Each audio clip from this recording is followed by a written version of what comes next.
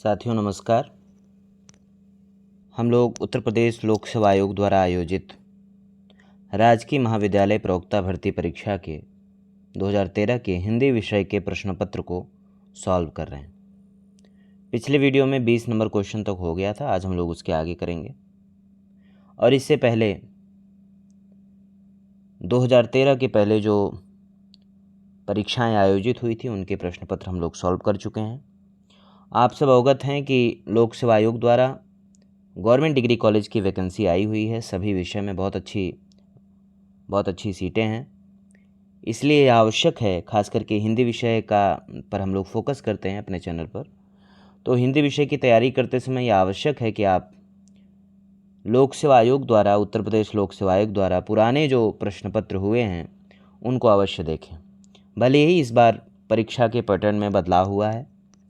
Prelims और mains पहले स्तर पर ऑब्जेक्टिव टाइप परीक्षा होगी जैसा कि पहले होती रही है, और उसके बाद डिस्क्रिप्टिव परीक्षा होगी।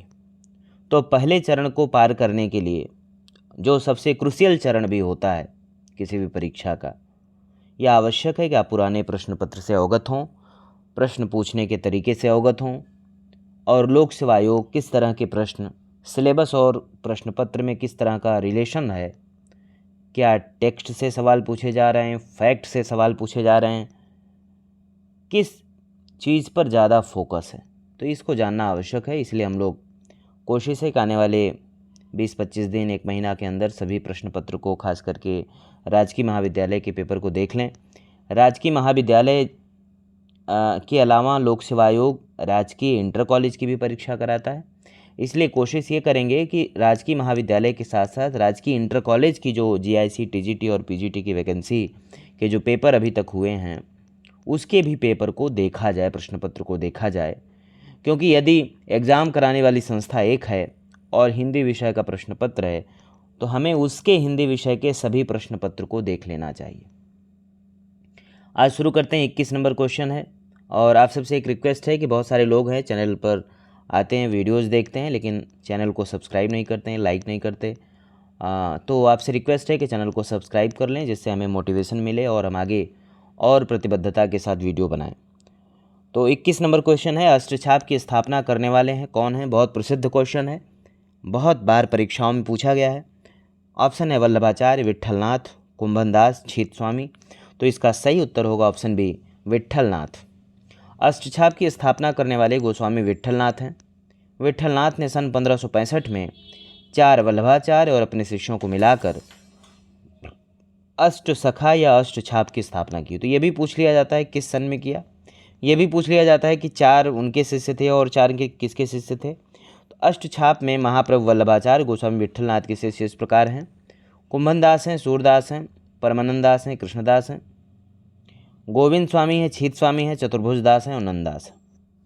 अष्टछाप के इन कवियों में जो सबसे ज्येष्ठ थे, सबसे बड़े थे उम्र में, वे कुंभनदास थे, और सबसे कनिष्ठ नंददास थे। अगला प्रश्न है, कृष्ण गीतावली के रचयिता का नाम क्या है? ऑप्शन है सूरदास, तुलसीदास, केशवदास, नाभादास। अब यह सवाल कई बार कन्फ्यूजन क्रिएट करने के लिए पूछ लिया जाता है, क्योंकि अमूमन जब क्लासरूम में आप पढ़ते हैं, अगर सतही स्तर पर पढ़ें, तो आपको ये पढ़ाया जाता है कि तुलसीदास जो है वो राम भक्ति शाखा के प्रतिनिधि कवि हैं और सूरदास कृष्ण भक्ति शाखा के प्रतिनिधि कवि हैं। तो जो थोड़ा सा डिटेल में या थोड़ा इंटरेस्ट के साथ नहीं पढ़ा, उसे लगेगा कृष्ण गीतावली की रचयिता हो सकता है सूरदास की हों, लेकिन कृष्ण गीतावली के रचयिता जो है वो गोस्वामी तुलसीदास हैं, इसलिए ऑप्शन बी सही होगा। कृष्ण गीतावली ब्रज भाषा में रचित 61 छंदों का गीति काव्य है। वेणी माधव के अनुसार इसका रचनाकाल संवत 1626। राम कुमार वर्मा ने लिखा है कि जिस प्रकार जानकी मंगल, पार्वती मंगल युग्म हैं, उसी प्रकार राम गीतावली और कृष्ण गीतावली, यह रचना कृष्ण कथा से संबंधित है। इसके कुछ पद सूरसागर में मिलते हैं। नाभादास ने तुलसीदास को भक्तिकाल का सुमेरु तथा कलिकाल का वाल्मीकि कहा है। तो ये कई बार परीक्षाओं में पूछ लिया गया है कि कलिकाल का वाल्मीकि तुलसीदास को किसने कहा, या कलिकाल का वाल्मीकि किसे कहा गया। तो आप इसे एकदम स्पष्ट रहें, नाभादास ने कहा। किसके लिए कहा? तुलसीदास के लिए। अगला प्रश्न है, काशी नागरी पिछाड़ी की स्थापना किस वर्ष हुई? ऑप्शन है 1895, 1995, 1893, 1757। यह भी बहुत महत्वपूर्ण फैक्ट है। इसका सही उत्तर है ऑप्शन सी 1893। काशी नागरी पिछाड़ी सभा की स्थापना 1893 में हुई। इसकी स्थापना 9 जुलाई 1893 को काशी में हुई। इसके प्रथम अध्यक्ष बाबू राधाकृष्ण दास थे। इसके संस्थापकों में बाबू श्याम सुंदर दास, राम नारायण मिश्र तथा शिव कुमार सिंह आते हैं। नागरी पिछाड़ी सभा हिंदी भाषा और साहित्य तथा देवनागरी लिपि की उन्नति तथा प्रचार और प्रसार करने वाली देश की अग्रणी संस्था है। 11 मई 1896 को नागरी पिछाड़ी पत्रिका का प्रकाशन आरंभ हुआ। इसके प्रथम संपादक वेड़ी प्रसाद थे। 24 वर्ष तक यह मासिक रही और बाद में 1920 से त्रैमासिक हो गई। अगला प्रश्न है जो मोस्ट इम्पॉर्टेंट है, बहुत बार परीक्षाओं में पूछा गया है कि गोरखबानी ग्रंथ के संपादक कौन हैं। ऑप्शन है गोरखनाथ, पीताम्बर दत्त बड़थवाल, रामचंद्र शुक्ल, राम नरेश त्रिपाठी। तो इसका सही उत्तर है ऑप्शन बी पीताम्बर दत्त बड़थवाल। गोरखबानी ग्रंथ के संपादक पीताम्बर दत्त बड़थवाल हैं। डॉक्टर पीताम्बर दत्त बड़थवाल ने गोरखनाथ के 14 ग्रंथों को प्रामाणिक मानकर उनका संपादन गोरखबानी नाम से किया। गोरखबानी में जो संकलित हैं ग्रंथ वे हैं शब्द है प्राण साकली, अभय मात्रा जोग, मच्छिंद्र गोरखबोध, ज्ञान चौतीसा, पद नरवय बोध, 15 तिथि, रोमावली, पंचमात्रा, शिष्यादर्शन, आत्मबोध, सप्तवार, ज्ञान तिलक। अगला प्रश्न है निम्नलिखित कवियों में किसने प्रेमाख्यानक काव्य की रचना नहीं की। ऑप्शन है मुल्ला दाऊद, मलिक मोहम्मद जायसी, उस्मान, अब्दुल कादिर। तो इसका सही उत्तर है ऑप्शन डी अब्दुल कादिर। अब्दुल कादिर ने प्रेमाख्यानक काव्य की रचना नहीं की, जबकि शेष सभी प्रेमाख्यानक काव्य के कवि हैं। मुल्ला दाऊद ने चंदायन लिखा 1379 में, मलिक मोहम्मद जायसी ने पद्मावत लिखा 1540 में, उस्मान ने चित्रावली लिखा 1613 में, पुहकर ने रस रतन लिखा 1618 में, मुकुंद सिंह ने नल चरित्र 1641 में। अगला प्रश्न है ये भी बहुत महत्वपूर्ण है, लोक मंगल की भावना के सर्वश्रेष्ठ कवि कौन हैं। ऑप्शन है मलिक मोहम्मद जायसी, ऑप्शन बी है तुलसीदास, ऑप्शन सी है उस्मान, ऑप्शन डी केशवदास। तो इसका सही उत्तर है ऑप्शन बी तुलसीदास। लोकमंगल की भावना के सर्वश्रेष्ठ कवि गोस्वामी तुलसीदास हैं। तुलसीदास का काव्य लोकमंगल की भावना से पूर्णतः ओतप्रोत है। तुलसी ने राम के चरित्र में लोकनायक और लोकरक्षक के रूप में प्रतिष्ठा की, मानस में राम राज्य की कल्पना की है। दैहिक दैविक भौतिक तापा राम राज्य काहू ही नहीं व्यापा। जॉर्ज ग्रियर्सन ने कहा कि बुद्ध देव के बाद भारत के सर्वाधिक बड़े लोकनायक तुलसीदास। हज़ार प्रसाद द्विवेदी ने कहा कि भारतवर्ष का लोकनायक वही हो सकता है जो समन्वय करने का अपार धैर्य लेकर आया हो। अगला प्रश्न है केशव कहि न जाय का कहिए, देखत तव रचना विचित्र अति समुझ मन ही मन रहिए। इसके रचयिता कौन है। ऑप्शन है तुलसीदास, रहीम, केशवदास, भारतेंद्र हरिश्चंद्र। तो इसका सही उत्तर है ऑप्शन ए तुलसीदास। केशव कहि न जाय का कहिए, देखत तव रचना विचित्र अति समुझ मन ही मन रहिए। बहुत प्रसिद्ध पद है ये। इन पंक्तियों के रचयिता गोस्वामी तुलसीदास हैं। रामचंद्र शुक्ल के अनुसार तुलसीदास कैसे हैं, लोक मंगल के कवि हैं, जबकि सूरदास जीवनोत्सव के एवं जायसी प्रेम की पीर के कवि थे। शुक्ल जी ने कहा कि भक्ति रस का पूर्ण परिपाक जैसा तुलसी में देखा जाता है अन्यत्र नहीं। आप सब अवगत हैं कि रामचंद्र शुक्ल की आलोचना के केंद्र में भक्तिकालीन कवि तुलसीदास हैं, वहीं हज़ार प्रसाद द्विवेदी की आलोचना के केंद्र में कबीरदास हैं। रामचंद्र शुक्ल आलोचना के जो कुछ बीज शब्द है वे तुलसी की कविता से लेते हैं, जैसे नामवर सिंह आप देखें तो गजानन माधव मुक्तिबोध की कविता से।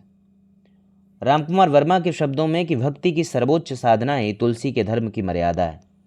अगला प्रश्न है राम कथा उत्पत्ति और विकास के लेखक कौन हैं। ऑप्शन है Radha Charan Goswami, Camille Bulcke, Acharya Ramchandra Shukla, doctor Nagendra. बहुत ही महत्वपूर्ण पुस्तक है। इसका सही उत्तर है option B Camille Bulcke. Ram Katha Utpatti और विकास के लेखक फादर कामिल बुल्के हैं। ये बेल्जियम से भारत आए, एक मिशनरी थे। भारत आकर मृत्यु पर्यंत हिंदी तुलसी और वाल्मीकि के भक्त रहे। इन्हें साहित्य व शिक्षा के क्षेत्र में भारत सरकार द्वारा 1974 में पद्म भूषण से सम्मानित किया गया। आचार्य रामचंद्र शुक्ल का एक इतिहास ग्रंथ है हिंदी साहित्य का इतिहास 1929 में। डॉक्टर नगेंद्र ने एक इतिहास का संपादन किया हिंदी साहित्य का इतिहास 1973 में। राधाचरण गोस्वामी, तन मन धन श्री गोसाई जी को अर्पण इनकी रचना है। अगला प्रश्न है, विनय पत्रिका किस भक्ति काव्य परंपरा की रचना है? ऑप्शन है कृष्ण भक्ति काव्य परंपरा, राम भक्ति काव्य परंपरा, निर्गुण काव्य परंपरा, शिव भक्ति काव्य परंपरा। तो इसका सही उत्तर है ऑप्शन बी, राम भक्ति काव्य परंपरा। विनय पत्रिका राम भक्ति काव्य परंपरा की रचना है। तुलसीदास के विनय पत्रिका की भाषा ब्रजभाषा है। यह एक गीति काव्य है। इसका रचना काल संवत 1631 से 79 है। इसमें कलिकाल के विरुद्ध राम के दरबार में अर्जी प्रस्तुत की गई है। इस काव्य में 279 छंद हैं। इसमें तुलसी के दास्य भाव की भक्ति का प्राकट्य हुआ है। भक्ति काल की जो शाखाएं हैं, निर्गुण काव्य परंपरा, सगुण काव्य परंपरा, निर्गुण को संत काव्य और सूफी काव्य में, सगुण काव्य को राम भक्ति परंपरा और कृष्ण भक्ति परंपरा में बांटा गया। अगला प्रश्न है, निम्न में से एक सही युग्म है, वो छांटना है। रामानुजाचार्य द्वैताद्वैतवाद, निम्बार्काचार्य विशिष्टाद्वैतवाद, मध्वाचार्य अद्वैतवाद, वल्लभाचार्य शुद्धाद्वैतवाद। तो कौन सा सही है? तो इसमें ऑप्शन डी, वल्लभाचार्य शुद्धाद्वैतवाद ये सही है, क्योंकि अन्य विकल्प असंगत हैं। क्योंकि रामानुजाचार्य ने, ये बहुत महत्वपूर्ण ये फैक्ट हैं, बार बार परीक्षा में, ये मोस्ट इंपॉर्टेंट फैक्ट हैं, बार बार परीक्षा में, खास करके ऑब्जेक्टिव परीक्षा के ये सब फेवरेट फैक्ट हैं, ये आप जानिए। क्योंकि ऑब्जेक्टिव परीक्षा की जो प्रकृति है, उस प्रकृति को बहुत अच्छे से ये फैक्ट हैं, बहुत अच्छे से सूट करते हैं। क्योंकि बना बनाया उनको ऑप्शन मिल जा रहा है, बस सिर्फ ये पूछना है कि विशिष्टाद्वैतवाद के प्रवर्तक कौन है, और 4 ऑप्शन एकदम बने बनाए हैं, और यहाँ पर कन्फ्यूजन की भी संभावना रहती है। तो इसलिए यह बहुत महत्वपूर्ण है, आपको एकदम हृदयंगम कर लेना चाहिए। रामानुजाचार्य का जो दर्शन है विशिष्टाद्वैतवाद है, निम्बार्काचार्य का द्वैताद्वैतवाद है, मध्वाचार्य का द्वैतवाद है, और वल्लभाचार्य का शुद्धाद्वैतवाद है। विष्णु स्वामी और वल्लभाचार्य दोनों शुद्धाद्वैतवाद से जुड़े हैं। अगला प्रश्न है, रीतिकाल की भूमिका पुस्तक के लेखक कौन है? यह भी बहुत महत्वपूर्ण पुस्तक है और एक ऐसे आलोचक की पुस्तक है जिनका रीतिकाल पर बहुत विस्तार से उनका काम रहा है, बहुत अच्छा काम रहा है, बहुत अच्छा शोध रहा है। ऑप्शन है विश्वनाथ प्रसाद मिश्र, नंदुलारे वाजपेयी, डॉक्टर नगेंद्र, गणपत चंद्र गुप्त। तो इसमें आपको कन्फ्यूजन थोड़ा सा हो सकता है कि विश्वनाथ प्रसाद मिश्र होंगे या नगेंद्र होंगे। इन दो के अलावा आपके मन में तीसरा नाम आना ही नहीं चाहिए। तो अगर आप नंदुलारे वाजपेयी, गणपत चंद्र गुप्त के विषय में सोच रहे हैं तो गलत, आपका सोचने का तरीका गलत, या आप हिंदी की जो पुस्तकें हैं, हिंदी के जो लेखक हैं, उनसे आप अवगत नहीं। तो इसमें ऑप्शन सी सही होगा। रीतिकाल की भूमिका पुस्तक के लेखक डॉक्टर नगेंद्र हैं। डॉक्टर नगेंद्र की यह आलोचनात्मक कृति है। इनकी अन्य कृतियाँ हैं सुमित्रानंद पंत, साकेत एक अध्ययन, देव और उनकी कविता, रीतिकाव्य की भूमिका, राम की शक्ति पूजा, निराला की कालजयी कृत, हिंदी साहित्य की प्रवृत्तियाँ, शैली विज्ञान, आधुनिक हिंदी कविता की मुख्य प्रवृत्तियाँ, भारतीय समीक्षा और आचार्य रामचंद्र शुक्ल की काव्य दृष्टि, रस सिद्धांत, नई समीक्षा नए संदर्भ, कामायनी के अध्ययन की समस्याएं, आधुनिक हिंदी नाटक, भारतीय काव्यशास्त्र की भूमिका, भारतीय सौंदर्य शास्त्र की भूमिका, काव्य बिंब, साहित्य का समाजशास्त्र। अगला प्रश्न है, निम्नलिखित में से रीतिमुक्त काव्यधारा के कवि का नाम बताइए। यह भी बहुत ही पसंदीदा कैटेगरी है क्वेश्चंस की, कि रीतिकाल की जो 3 धाराएं हैं, रीतिबद्ध, रीति सिद्ध और रीति मुक्त, तो उसमें सवाल पूछ लेना कि कौन रीति सिद्ध का है, कौन रीतिबद्ध का है, कौन रीति मुक्त का है, या उसमें से छांटने के लिए निम्न में कौन रीति मुक्त का नहीं है। तो इसमें पूछा जा गया है कि रीतिमुक्त काव्यधारा के कवि का नाम बताइए। ऑप्शन है बिहारी, केशव, श्रीपति, घनानंद। तो एकदम स्पष्ट है, ऑप्शन डी सही होगा, घनानंद। रीतिमुक्त काव्यधारा के जो सबसे प्रसिद्ध कवि हैं वे घनानंद हैं, जबकि बिहारी लाल रीति सिद्ध कवि हैं तथा केशवदास व श्रीपति रीतिबद्ध काव्यधारा के कवि हैं।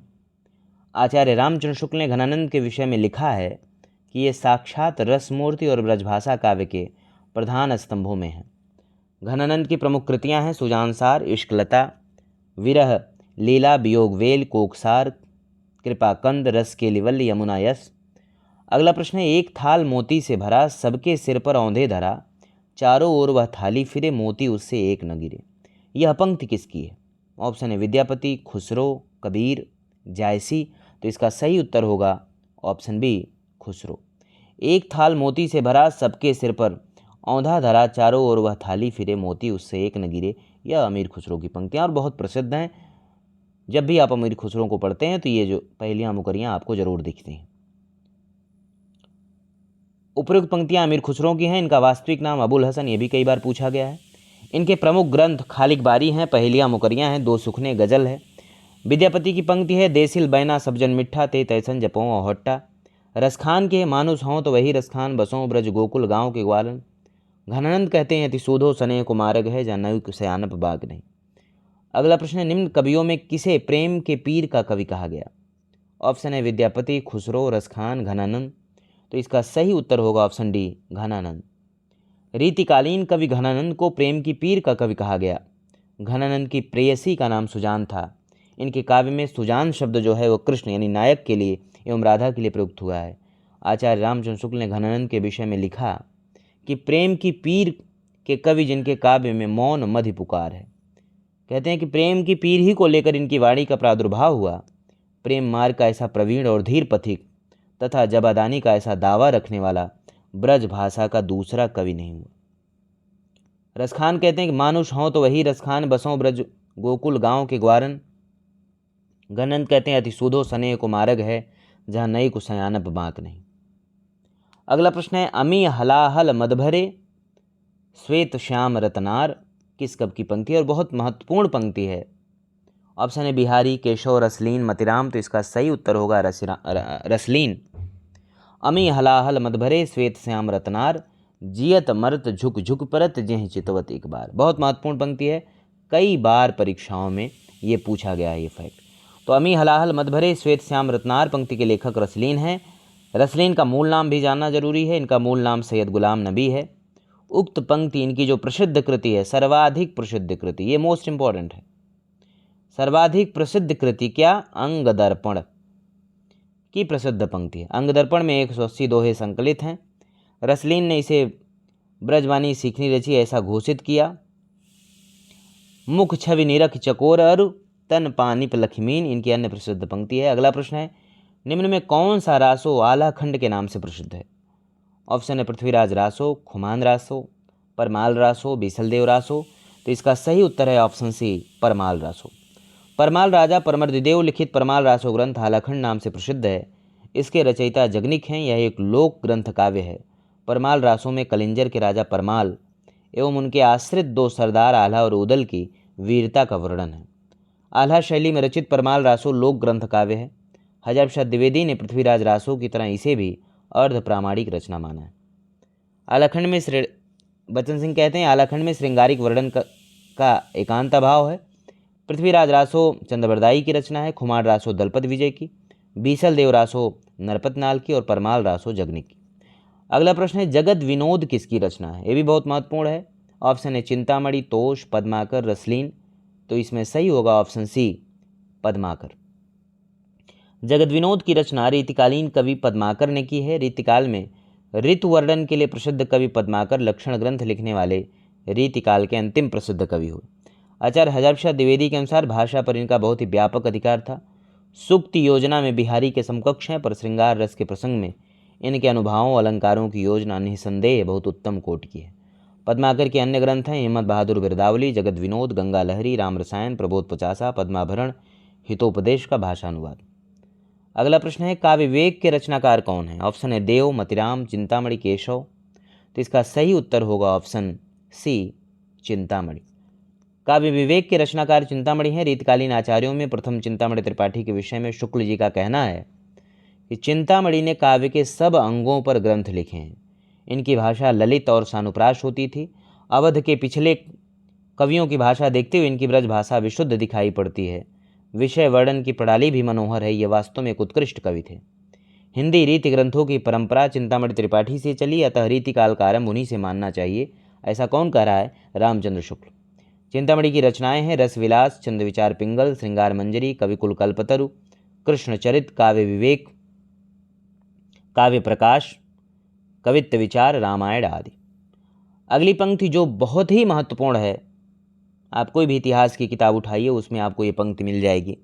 आपको ये भी समझना है कि सभी पंक्तियाँ किसी कवि की महत्वपूर्ण नहीं है। खास करके वे पंक्तियाँ जो आलोचकों द्वारा, इतिहासकारों द्वारा बार बार उद्धृत की जाती हैं, उन्हें अक्सर उनको उनके पूछे जाने की जो संभावना है वो बहुत ज़्यादा होती है। इसलिए आचार्य रामचंद्र शुक्ल का जो ग्रंथ है वो कम से कम इस मामले में तो बहुत ज़्यादा उपयोगी है परीक्षा की दृष्टि से कि उसमें जो कवि दिए गए हैं उनके विषय में क्या कहा गया और उनकी पंक्तियाँ, कौन सी पंक्तियाँ उद्धृत हैं, वहाँ से सवाल कई बार परीक्षाओं में पूछे गए हैं। प्रश्न है कि फागु की भीर अभीरन में गही गोविंद लय गई भीतर गोरी, इसके रचनाकार कौन है? ऑप्शन है बिहारी, केशव, पद्माकर, भिखारी। तो इसका सही उत्तर है ऑप्शन सी, पद्माकर। फागु के भीर अभीरन में गही गोविंद ले गए भीतर गोरी, इस पंक्ति के रचनाकार रीतिकालीन कवि पद्माकर हैं।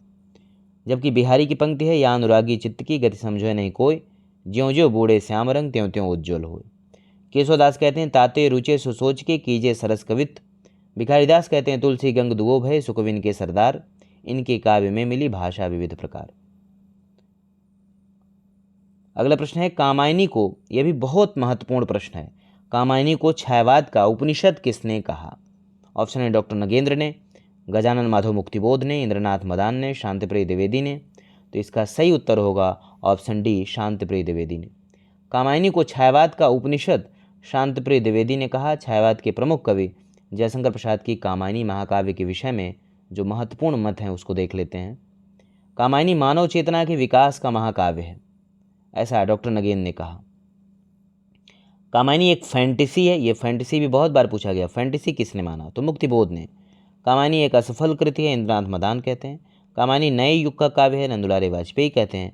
और कामायनी मानवता का रसात्मक इतिहास है, ऐसा आचार्य शुक्ल कह रहे हैं। तो हम लोगों ने 20 क्वेश्चन और कर लिए, यानी 40 क्वेश्चन तो हो गया। तो इस वीडियो में यहीं रुकेंगे, नेक्स्ट वीडियो में हम लोग फिर 20 क्वेश्चन को करेंगे। आने वाले 2-3 वीडियो में यह जो पेपर है वो ख़त्म हो जाएगा। तो जिसे अगर कंटिन्यू पूरा पेपर एक साथ आपको देखना होगा, जो भी हमारे साथी, तो एक साथ वीडियो प्ले कर लेंगे, ठीक है। बाद में हम कोशिश करेंगे कंपाइल भी कर दें, एक ही वीडियो में कर दें।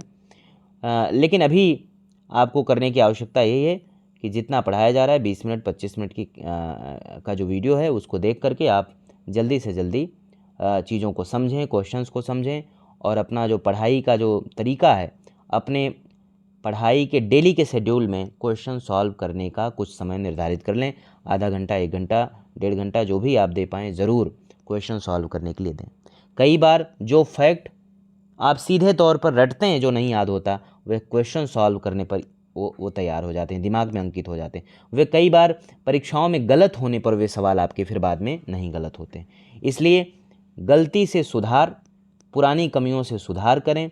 कई परीक्षाएं दे चुके हैं, बार बार असफलता मिल रही, तो आप पुरानी कमियों से सुधार ले आएँ अपने अंदर, कैसे बेहतर से बेहतर परफॉर्म कर सकते हैं इसका चिंतन करें। और आने वाले समय में जो कई वैकेंसी हैं, मैं यही चाहूँगा कि आप लोग उसमें सफल हों। मिलते हैं नेक्स्ट वीडियो में। धन्यवाद।